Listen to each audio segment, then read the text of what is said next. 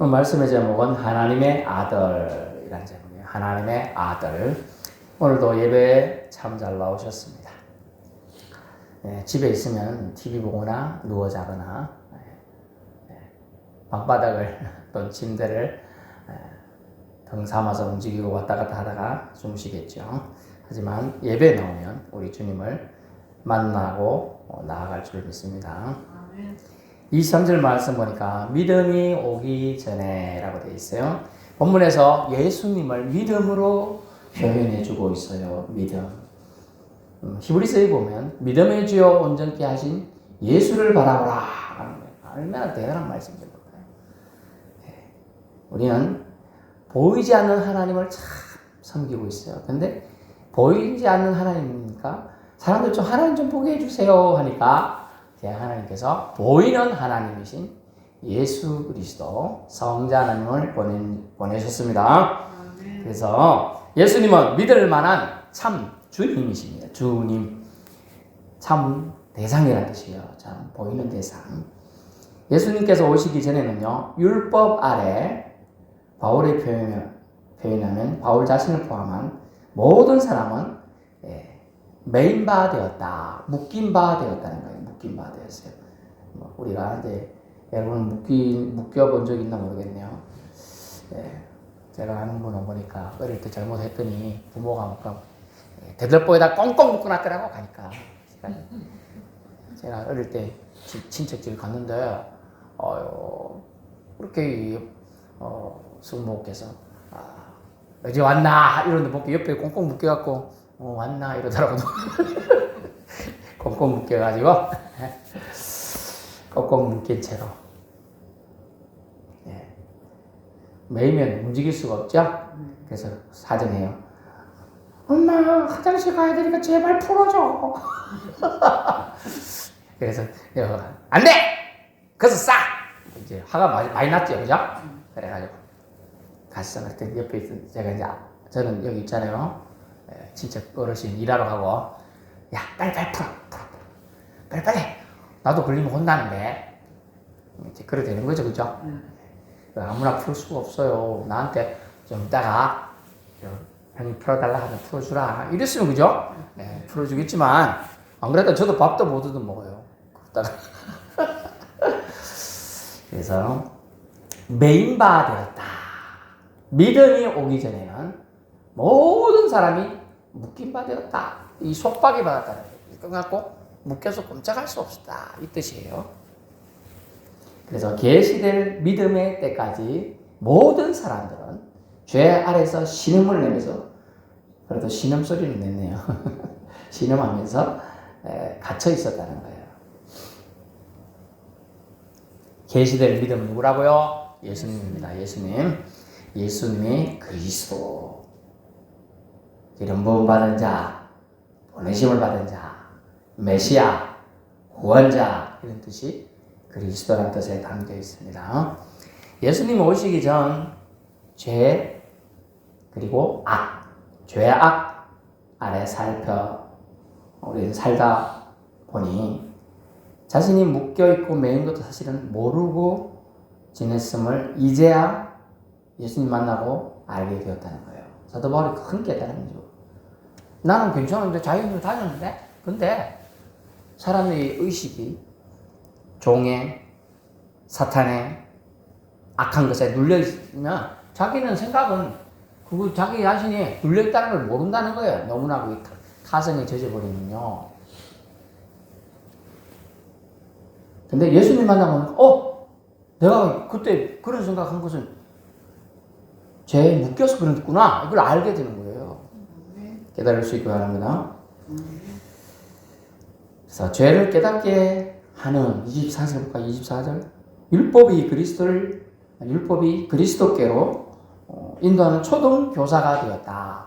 옛날에는 국민학교 선생이 되어 그래서 초등 학문 이런 표현을 썼어요. 초등 학문. 그래서 그리스도께 인도하는 초등 교사가 되었어요. 뭐가 율법이 그래 했다는 거죠. 율법이 이걸 하면 돼, 안 돼. 이건 안 돼. 이거 해야 돼. 안 돼, 돼, 안 돼, 돼, 돼. 안 돼? 돼. 이걸 율법이 그래도 알려는 주었습니다. 그런데 율법은 어찌 해야 되는 궁극적인 해결책을 주지는 못했다는 거예요. 그래서 알기는 아는데 그거 내가 죄를 졌구나. 그거 아는데 해결책 안 되니까 계속 죄에 눌리는 거예요. 내가 한 개 죄를 지는 또 그 다음 또 짓고 또 짓고 또 짓고 또 짓고 하니까 계속 눌리는 거예요. 게임을 해보신 분이 모르겠네. 손바닥 게임 알아요? 한 개 올리면 한 개 없고 또 다른 사람 한 개 없고 이런 거 알아요? 안 해봤어요? 하나 처음에는 2개, 3개, 5개 괜찮지. 10개가 누른다 봐요. 아프거든요, 그거. 그래, 눌려있는 거라는 거예요, 눌려있는 거.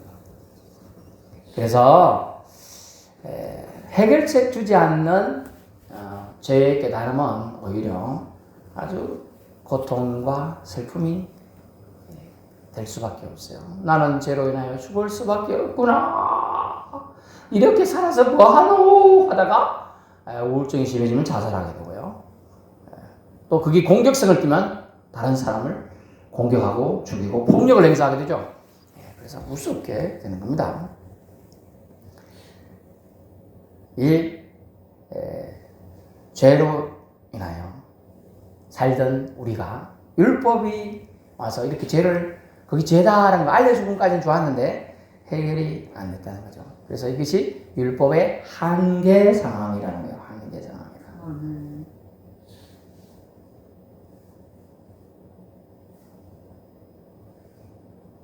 그래서 율법은 초동교사 역할을 했고요. 그 다음에 그리스도께 그리스도께서 인도하는 초동교사가 그리스도께로 인도하는 뭔가 이것은 내 죄를, 제 눌림을, 내 고통을 나는 스스로 벗어날 수 없는데 벗어나게 해줄 누군가가 필요하다는 것을 깨닫게 해주죠. 그래서 그 역할이 초동교사라는 거예요. 초등학교 학교도 가면 안 가신 분도 있겠지만은 들어가면 제일 처음에는 옛날에 뭐 배웠죠? 가나다라마바사 아자차카파타 뭐 이런 거 배웠어요. 중학교 가면 저도 A, B, C, D, E, F, G 이거 배웠거든요. 그걸 배우는 거 뭐 어떤 때는 하늘 천 따지 그물현으로 항 하면서 또 한자도 배우고 처음에 배울 때는 그죠? 무조건 그냥 하는 거예요. 가르쳐주는 사람이 선생이니까 옛날에는 몽학 선생이 돼요. 그랬단 말이에요. 몽학 선생. 잘 모르니까 그냥 일러주는 대로 가는 거예요. 일러주는 대로. 그래서 믿음으로 의롭다함을 얻어야 됨을 이 초동교사 역할을 하는 몽학 선생의 역할을 하는 율법이 해주었어요. 그러나 그것은 한계가 있어서 어쨌다고요? 궁극적인 해결책은 못 되었다는 거죠. 그래서 뭔가가 우리를 이 죄악에서 굴레에서 이렇게 살다가 죽을 수밖에 없는 데서 구출해줄 누군가가, 구원해줄 누군가가 필요하다. 그걸 깨닫게 해준다는 거예요. 그래서 그리스도께로 인도하느니라는 표현이 들어간 겁니다. 그거 기억해야 돼요. 그래서 율법의 역할은 거기까지예요. 왜냐면 그 알까지만 하는 게 역할이에요. 예수님이 필요. 예수라는 걸 몰라. 그전에는 누군가가 또는 무언가가 해결책이 필요하다까지 이렇게 알아는 걸 여기 몽학 선생이 돼요. 율법의 역할이 있어요. 거기까지 했어요. 그래서 믿음이 온 후로는 믿음이 누구라고요? 예수 그리스도. 온 후로는 초동교사 역할 율법은 이제 25절 보니까 필요치 않습니다. 보니까 믿음이 온 후로는 우리가 초동교사 아래에 있지 아니하도다 하면 필요 없어요. 사실은 필요 없어. 다 배웠어. 우리가 가나다라 마바에서 다 배웠고요. 다 배웠는 사람한테는 너 이리 와봐. 내가 한글 가르쳐 줄게 할 필요가 없는 거예요. 그죠? 우리 안 배워도 우리나라만 할 줄 알죠? 모르게 우리나라만 할 줄 아는 사람 보고 해봐. 너 입을 아가리라 한다. 그럼 선생님 뭔 소리예요? 저 배웠는데 아가리가 아니고 사람한테는 입이라 해야 돼요. 그죠? 그렇게 얘기하는 거라고요. 뭐 주둥이다 뭐 이런 말도 있잖아요. 그런 말 사람한테 쓰면 안 돼요. 막 그죠? 그렇게 하는 거예요. 나 배웠는데 안 배운 척 알고 무시하는 거죠 지금. 그래 말을 할 수 있는 거라는 거예요 지금.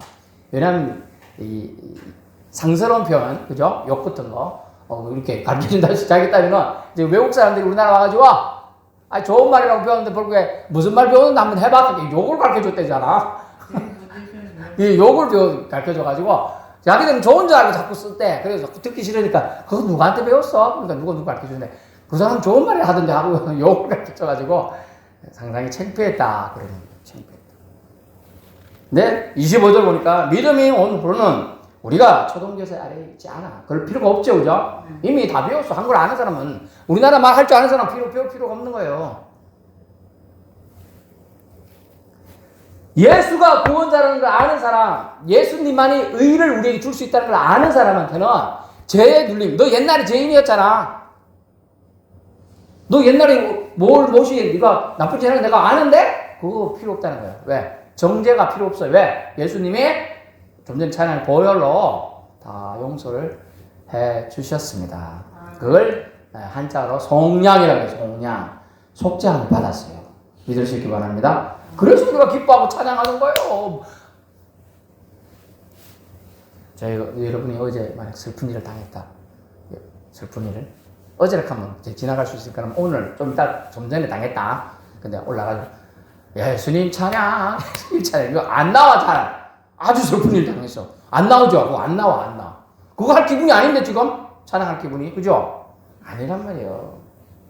근데 이 모든 우리의 슬픔을 예수님이 걷어가시고 우리의 고통을 걷어가신 걸 우리가 이제 아니까 찬양할 수 있다는 겁니다. 아멘. 그래서 주님 전에 올라와요. 피곤해도.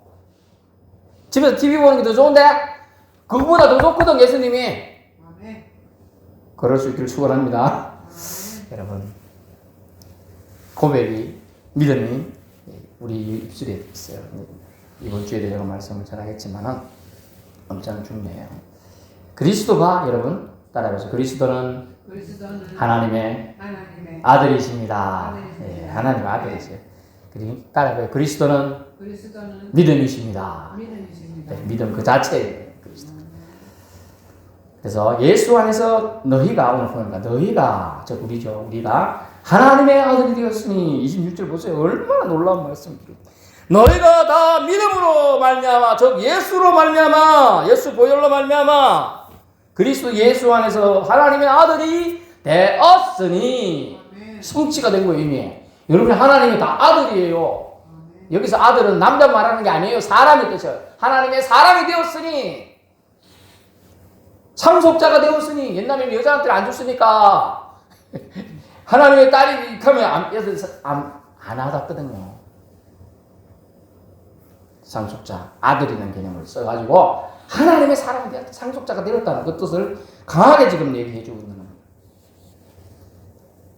얼마나 확신에 찬 희망의 메시지인지 몰라요. 이 한 말씀만 우리가 기억해도 저는 밤에 잠 안 자도 괜찮을 것 같고 좀 덜 먹어도 기분 좋을 것 같아요.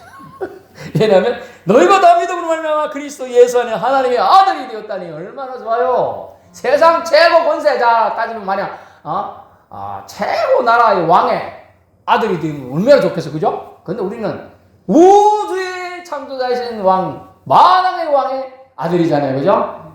놀라운 축복을 지금 선언해주고 이 바울은 이걸 깨달았어요. 얼마나 이것을 말하고 싶어서 미칠 정도예요. 그리고 말도 하고 막 써가지고 갈라디아 교회뿐만 아니라 전 교회가 보내고 그것을 돌려 편지를 읽게 한 거예요. 이걸 깨달은 거예요. 하나님이 여러분 감동 안 주면 안 깨달아집니다. 매일 보는 꽃이라고 생각해보세요.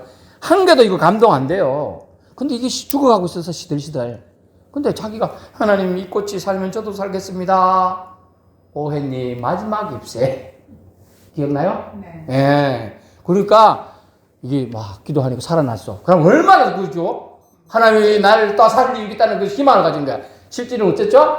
그 꽃이 다 떨어지고 없었죠? 잎새가. 그래가지고 그 소원을 들었던 아저씨가 화가 가가지고 담벼락에 그림을 그렸어. 마지막. 그래서 와 저렇게 북풍 한 소리 부는데도 나뭇잎이 안 떨어지네. 나는 살겠구나. 희망 가지고 그 아이가 산다니까요. 얼마나 그래 희망이 중요한지 몰라요.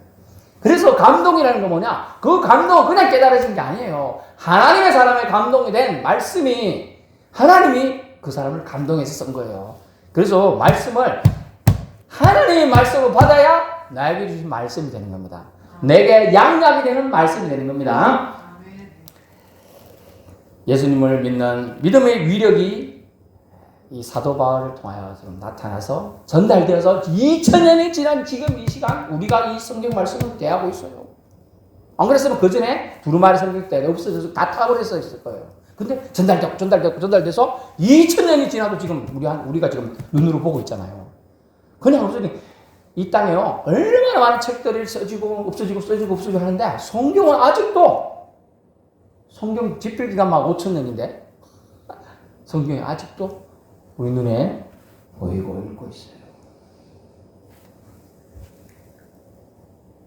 우리를 예수님 덕분에 예수 이름의 가치를 믿는 자에게 하나님의 아들의 지위를 주고자 하신다는 걸 오늘 말씀으로 전해주고 있습니다. 하나님의 아들의 지위로 성격시켜 주셨다. 누구 이름 덕분에? 예수 이름 덕분에. 무조건 예수님이라고 말하면 정답이야. 교회에서 무조건 뭐 질문하면 예수님 하면 99%는 정답이 됩니다. 99%. 그러므로 믿음은 값싼 비집떡이 아니다. 믿음은 돈을 주고 사는 밭의 보화 비유와 믿음의 가치가 있는 거예요. 그죠? 밭의 보화 비유 아십니까? 아, 어떤 사람이 나무 집에 일하러 갔는데 바꾸라면 주인은 저쪽에 딴데 나 일 보고 올 때는 밭 좀 잘 갈아 놓으세요 그랬대. 그래가지고 열심히 땀이 퉁퉁 떨어지면서 갈아놓고 있는데 툭 걸려 뭐가 봐봤더니 옛날 이전함이 말고 옛날 주인이 거기다 보물을 숨겨놨던 거라. 항아리가 탁. 그래 너 그 주인한테 말하면 안 되니까 어땠어요? 어떻게 사실을 보면 어떻게 좀 미리 그 주인한테 알려야 될 것 같은데 내가 이 밭 사겠다! 그래가지고 온갖 다 자기 있는 거 다 끌어모아서 그 밭을 사는 거예요. 그거 하나 때문에 보물 때문에 사는 거예요. 우리가 갖고 있는 걸 다 끌어서 사야 될 게 뭐라고요? 보물? 예수님을 사야 돼요. 그만큼 예수님의 가치가 큼을 그 밭에 숨겨둔 보화 비유를 통하여 나타내고자 한 겁니다. 세상 무엇을 바꾸어서라도 우리는 예수님의 사랑을, 예수님의 우리에게 주시고자 하는 믿음을 사야 되는 것입니다. 네, 구입자예요. 27절 보니까 믿음의 가치를 알기를 축원한다는 표현이에요. 누구든지 그리스도와 하나 되기 위하여, 합하기 위하여, 다시 말하면 세례받은 자는, 즉 세례의 목적은 그리스도와 연합이에요. 세례를 우리는 세례 대부분 받으셨는데 세례 받는 목적이 그거예요. 그리스도와 연합 하나가 되는 거예요. 뭐 여기 다 어른들이니까 얘기 듣는데 결혼의 목적은 부부가 하나 되기 위해서 하는 거예요. 땀만 품고 살면 동상이몽이죠. TV 프로그램 좀 그렇게 되는 거예요. 같은 마음을 품고 우리 같이 살겠다는 의미에서 부부가 결혼을 하고 같이 사는 거예요. 동일하게 세례는요. 내가 주님과 하나 되어 주님의 뜻대로 내 욕심을 제쳐두고 주님의 뜻대로 살겠다는 그 결심을 하는 표현으로 하는 의식이 세례식이 되는 겁니다. 기억하세요. 그래서 세례받으면 재시성과 연합의 의미를 깨닫고 갈망하게 되어 있어요. 그래서 그리스도 메시아로 옷 입었다고 오늘 본문에는 선언해주고 있어요. 세례받았다는 것은 그리스도로 옷 입는 거다. 그리스도화 되는 거다. 그리스도처럼 되는 것이다. 그리스도처럼 변화되어 그리스도의 품성을 닮고 또 닮아가고자 하는 그런 모습을 그 사람은 가지게 된다는 거예요. 그 사람은. 그래서 예수를 가짜로 믿는 사람들은 그리스도처럼 되는 걸 싫어요. 예수님 맞았어. 왜 맞았어? 왜 맞아? 바보 천치처럼 때려야지. 근데 그리스도는 뭐라고 가르쳤죠? 한 뺨을 때리면 한 뺨도 돌려주고 네 옷을 뺐거든? 하나 더 주고 뭐 이런 얘기를 하십니다. 그게 그리스도의 사랑 방식이에요. 그래서 하나님의 사랑을 비유한 하나의 우화가 있었는데 뭐가 있습니까? 어떤 사람이 내 얘기를 했어요. 내 사람은 아니지만 그 사람이라고 제가 말을 표현하면 저 길에 걸어가는 한 남자가 있다. 한 남자가 저 남자의 겉옷, 제가 입고 있는 겉옷을 벗기는 자가 승리하는 것이다. 그랬어요. 하나는 1번 바람, 2번 태양, 3번 구름 이래 갖고 왔어요. 바람이 쎄 환하게 불었어. 아우 춥어라. 어떻게 해서 옷 벗었어? 아니 더 이렇게 가더라고. 구름 막 기대니까 그래도 또 이렇게 태양은 뜨거우니까 그 사람 걸어가는데 위에서 막 해내고 뜨거워 죽겠어. 서로 옷을 벗는 거예요. 태양은 이겼죠? 태양은 여기서 말하는 태양은 사랑을 의미해요. 사람을 변화시키는 것은 사랑이라는 거예요. 아멘. 사랑만이 사람을 변화시키고 진심 어린 사랑 위해주는 말로만 위해주는 거 아니고 진짜 행함도 있고 정말 그 사람을 배려해서 해주는 사랑만이 사람을 변화시키고 사람을 하나님께로 나아가도록 도와준다는 거예요. 기억해야 합니다. 그래서 옷 입었다는 의미는 그래요. 그리스도로 옷 입었다는 의미는 그런 의미가 담겨 있어요. 그리스도로 옷 입었다. 우리가 오늘 교회 올 때 다 옷을 입고 온다. 옷 입었다는 것은 나의 치부를 가리고 그리스도로 옷 입었으니까 그리스도가 나 대신에 드러나는 삶을 살고 싶습니다. 라는 표현이 여기에 담겨 있습니다. 그래서 갈라디아 2장 20절에 뭐라고 나와요? 내가 그리스도와 함께 십자가에 못 박혔나니 이제는 내가 사는 것이 아니요 내 안에 그리스도께서 사시는 것이다. 그런 고백을 하고 있는 것입니다. 세례에 담긴 진정한 의미 속으로 들어가면 여러분 예수가 자신의 보혈로 우리를 정화시켜 주셨고 새로운 피조물로 변화시켜 주셨음을 알 수가 있습니다. 그래서 고린도후서 5장 17절 말씀이 성경에만 있는 말씀이 아니고 다른 사람에게 적용되는 말씀이 아니고 나에게 적용되는 말씀이 되는 겁니다. 고린도후서 5장 17절 뭐예요? 그런즉 누구든지 그리스도 안에 있으면 새로운 피조물이라. 여러분이 그래서 그리스도 안에 있으면 새로운 피조물이 되었다고 선언하는 이 말씀이 여러분 내가 새로운 피조물이 되었다고 확신이 차게 되는 겁니다. 맨날 욕쟁이던 제가 예수 믿으니까 이제 욕을 안 해야 되겠다. 내가 욕하면 예수님 얼굴에 먹칠하는 거지. 이런 생각이 들게 만드는 게 새로운 피조물이 된 거예요. 옛날에 제가 담배는 한 적도 없지만 술을 옛날에 이제 직장도 다니고 뭐 잡사 뭐 이런 것 좀 할 때까지는 제가 술을 이렇게 직장에서 회식이 있다 보니까 뭐 그런 경우가 있었습니다. 근데 제대로 믿고 다니까 이거 안 되겠다. 하나님 믿는 사람 저러면 되나? 밥 먹을 때 기도도 하는 사람이. 그죠? 안 되는 거예요. 안 되겠다고 딱 끊었고, 그런데 직장 다니는데, 은혜가 안 돼. 이 직장 다니다가 사람이 상하겠어. 하나님께 영광 가리겠어. 그래서 직장도 제가 그만뒀어요. 그것이 뭐냐? 새로운 피조물이라고 자기를 인식하니까, 하나님이 나에게 주신 새로운 생명으로 살아야 되는데, 내 욕심에 똘똘 뭉친 생명으로 사는 것은 잘못됐다는 걸 깨닫게 되는 겁니다. 그런 새로운 피조물이 되었다고 주님이 선언했으니 이제 저와 여러분은 모두 새로운 피조물입니다. 예수 안에서 새로운 피조물이 되었어요. 새로운 심장으로 수혈을 받고 예수의 심장으로 뛰어서 여러분 행복하고 주님 나라 갈 때까지 건강한 믿음 생활을 하기를 축원합니다. 아멘. 그것을 깨닫는 것이 하나님의 은혜인 것입니다. 28절 그리스도 안에 있는 자는 사해동푸주의라는 표현이 있는데요. 그리스도 안에 있는 자 누구든지 하나라고 나와요. 28절 유대인이나 헬라인이나 유대인은요 선민이라는 의식이 있었습니다. 헬라인은요 이방인이죠. 그런데 이방인 중에서도 딱 똑똑한 민족이라는 자부심이 있었어요. 왜냐하면 철학이 헬라 철학이 전 세계 최고였거든요. 오늘 어디서 식사를 하는데 식당 바로 앞에 뭐뭐 철학원 적혀있더라고요. 점도 보고 이런 데요 하려고 보면 그런 동양 철학 뭐 이런 거 써붙이는 그런 철학에 몰두인 나라가 헬라예요. 헬라 그리스 그 사람 그 헬라 철학의 영향으로 마케도니아 유명한 전 세계 제국을 제패하는 그런 왕이 나오게 되었죠 그때. 그래서 우리는 그런데 이 본문을 집중해서 보면 누구든 예수 이름의 결속력에 의해 묶였다는 표현을 쓰는데 예수 이름의 결속력의 힘을 보게 되는데 지도력과 견인력과 포용력의 힘을 보게 됩니다. 주인 본문에 보니까 28절 유대인, 헬라인, 종, 자유인, 남자, 여자 다죠. 누구는 이고 누구는 아니고요. 다 그리스도 예수 안에서 하나님이라. 아멘. 그리스도 예수 안에서 하나라는 거예요. 남녀 차별 없이 믿음이신 예수님이 오시면 우리가 예수 안에 역사하는 힘을 우리가 받게 된다는 거예요. 예수 안에서 역사하는 힘에 의해서 우리가 예수화가 되는 거죠. 그리스도로 옷 입었다 하니까. 어찌 보면 아주 당연한 언급입니다만 다른 가치는 이제 무소용하게 됩니다. 무가치하게 되는 것이죠. 예수 이름의 큰 가치가 모든 부족한 것들을 물러가게 한다는 거예요.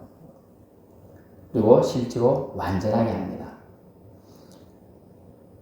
그것은 예수 이름이 모든 것을 품기에, 포용하기에 부족함이 없음을 말합니다. 예. 하나님의 사랑을 누군가는 찬양하는, 제일 좋아하는 찬양이, 그 찬양이 하나님의 사랑을 저 바다를 먹물 삼아도 써도 부족함이 없다. 그죠? 그런 찬양이 있는데, 그 크신 하나님의 사랑 말로 다 형용 못하니. 이 얼마나 큰 감동이 이 단어, 이 짧은 한 구절의 찬양으로도 나옵니다. 말로 우리가 어떻게 그 큰 사랑을 표현할 수가 있겠습니까?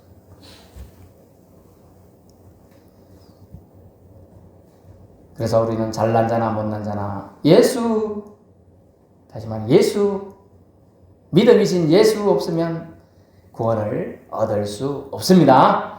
예수 안에 들어가는 일이 그래서 중요한 거예요. 예수 안에 들어가는 일이. 예수 안에 들어가는 일 외에는 사실 중요하지 않아요. 보화를 발견한 그 일하는 사람이 보화를 사고 싶고 소유하고 싶어서 모든 것을 동원해서 그 보화를 살려고 힘을 집중하고 자기 관심을 집중해서 살잖아요. 그래서 그걸 사고 얻으니 너무 기뻐서 행복하게 사는 거에 되는 거죠.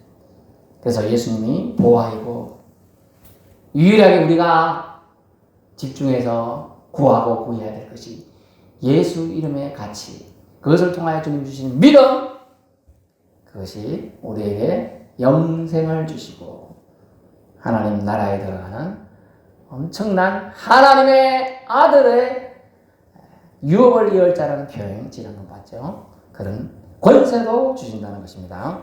그래서 믿음은 예수님이시고 예수님은 구원이시고 구원이신 예수님은 우리를 하나 되게 하셔서 하나님께 올려드리는 주님의 귀한 사역에 우리를 동참케 하신다는 겁니다. 29절입니다. 그래서 예수가 잘 봐야 돼요. 그래서 우리가지 예수가 우리 것이 아니고요. 우리 것이 아니고 우리가 예수님 것입니다. 이게 바뀌면 안 돼요. 이게 무슨 일이 있을 때마다 필요할 때는 예수님 땡기고 하나님 땡기고 뭐 이러면서 그럼 그걸 십계명에 근거하면 뭐죠? 하나님의 이름을 망령되이 이루게 돼요. 그게 아니고요. 우리가 예수님께 속해야 되는데 예수님이 우리 속해하는 것처럼 사용하게 된다는 거죠. 크게 잘못되면 아주 엄청난 차이가 있고요. 잘못하면 망령된 죄를 짓게 돼서 서울로 지옥 가게 됩니다. 기억해야 돼. 우리가 예수님의 것이지, 우리가 예수님 것이지, 예수님이 우리 것이 아니에요. 사실은 기억해야 됩니다. 그래서 예수의 보호 안에 들어가는 것은 말로 할 필요가 없는 큰 가치가 있는 것입니다. 바울은 그 가치를 아브라함의 자손의 가치요, 약속대로 유업을 이을 자요, 상속자로서 계승할 지위까지 얻게 됨을 기록해서 29절에 기록해 두고 있습니다. 결론 말씀드립니다. 하나님의 아들이신 예수님은요, 자신을 믿음으로 받아들인 자를 그 믿음 덕분에 하나님의 자녀로서 유업을 이을 자, 상속자의 지위까지 허락해 주신다는 겁니다. 율법은 한계를 넘어서 그리스도를 옷 입지 않고는 율법은 초등교사 역할에 묶일 수밖에 없어요. 할 수밖에 없어요. 하지만 율법의 한계를 넘어서신 예수님 그리스도는요, 그분의 의 그 자체로 통하여 의롭다함을 우리에게 주심을 통하여 우리를 율법의 속박에서 벗어나 자유의 하나님의 아들로 우리를 세워주신 겁니다. 믿는 자에게 주어진 은혜의 세계에 함께 들어가서 우리 살아가는 복을 같이 누릴 수 있기를 축원합니다.